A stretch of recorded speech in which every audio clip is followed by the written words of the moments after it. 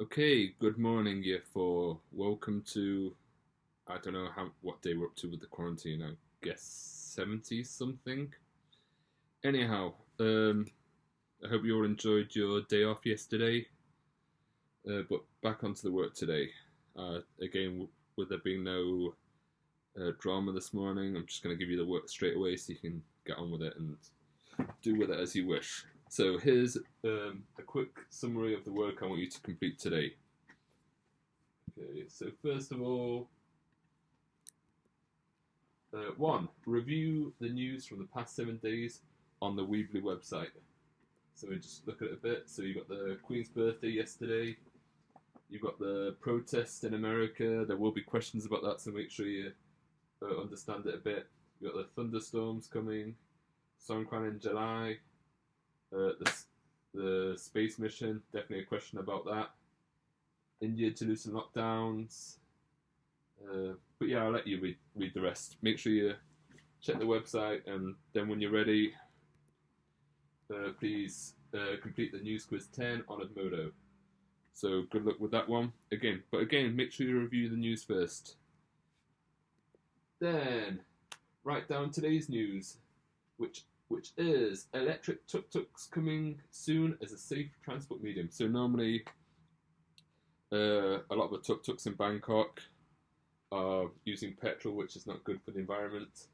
But now they're going to start using electric tuk-tuks, which sounds pretty interesting. So yeah, so the news for Wednesday, electric tuk-tuks. I haven't put it on the Weebly website yet, so just copy it from here, please.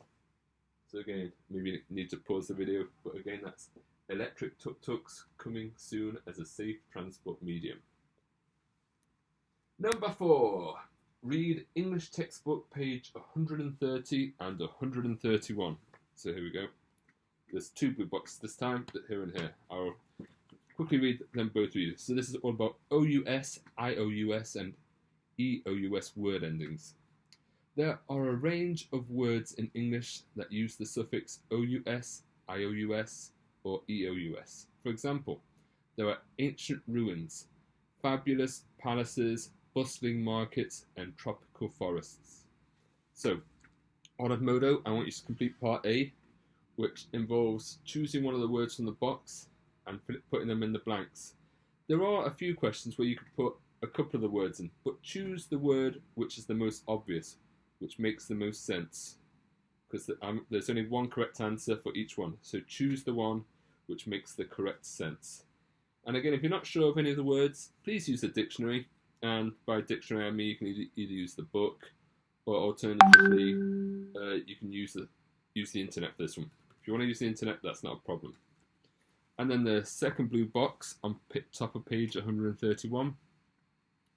There are sometimes tricky letters in OUS words.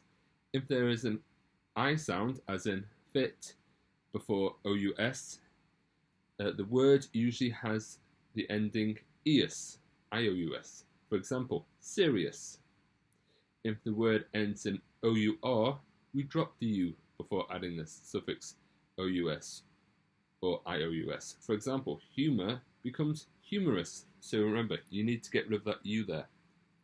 So humour, HUMOUR, becomes HUMOROUS. Remember to drop the U. Because again, I will be testing on the spellings for these ones, so make sure you spell it correctly. If a root word ends in Y, we drop the Y and add IOUS. For example, fury becomes furious, so the Y changes to an I. Sorry, I forgot to mention, you'll also do part B. It says choose 3 more words from the box, write your own sentence for each one. So from this box, choose one of the words that hasn't been used in part A. Instead of 3, I just want you to do 1, make it much easier. So you write your own sentence using one of these words. Again, probably choose one which you understand better rather than choosing a random one from the dictionary. Part C, add OUS or IOUS to each of these words. So vigor becomes vigorous. Again, I'm not going to tell you the spelling, you can use the blue box to help you, but again, also use the dictionary. 2 things I need to tell you about part C. Write the word in full And also, don't use capital letters because it might mark it wrong. So write the word in full and don't use capital letters. Okay, with a dictionary, you should be able to answer all these no problem. Don't just guess. If you're going to guess, you're probably going to get half of them wrong. Use a dictionary to help you. That would be my advice. Don't rush through it. Take your time. Once you've done that, number 5, answer the questions from these pages on Edmodo. That's what we just discussed. Sorry. Number 6, complete workbook page 65. So, workbook page 65 is this one here. It's pretty much what we've just done in the textbook there. So again, you shouldn't have too many problems with that. Speaking of the workbooks, I am trying to make time to maybe do another bike ride to go mark the students that I haven't marked yet, specifically those over the river. So it could be a long journey, but I'll speak to those students that if you do want me to come mark your books that haven't been marked already, please message me and let me know your location, and I'll try and figure out when is probably a good time to do it. Let me know, because I think Vidica was requesting and someone else. But yeah, let me know your location if I haven't marked your books already, and I'll try and make an effort to come see you at some point soon. Okay, I think that's it for the English. Apart from, of course, Redo. I hope you saw my message on, when was it? I think I wrote it on Tuesday on Edmodo.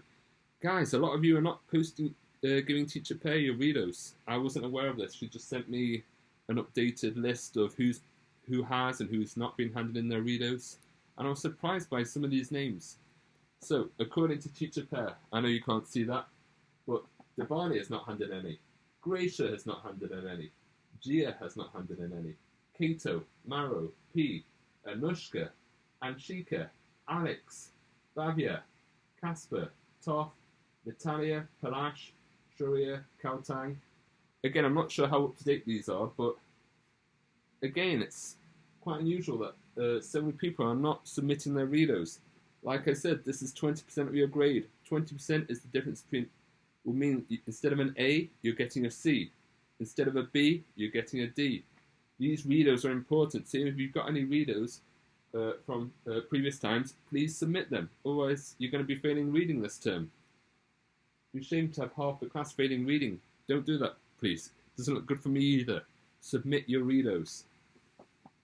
So try and do that today or the latest tomorrow, because I'm going to ask for an updated report from Teacher Pear tomorrow. Okay, and the last thing is revise for the Unit 12 review quiz. We'll do that in the Zoom meeting tomorrow. So again, we've spoken about this on Tuesday, but so Unit 12 review quiz involves, one moment, let me find the page. So it's basically page 97 to page 101. So that's using a thesaurus. Make sure you know synonyms and antonyms. Direct speech. Then you've got prefixes in, im, il, and Paragraphs in fiction. Make sure you know how to use paragraphs properly. And also first person narrative. We spoke about that in the last Zoom meeting as well. Make sure you understand what first person narrative is. Okay, so yeah. There's your list of 8 things to do. And for those that have made it to the end of the video, here's a quick countdown for you. So, also here's today's countdown. Rake the mice. It's an 11-letter word, and it's someone from our school.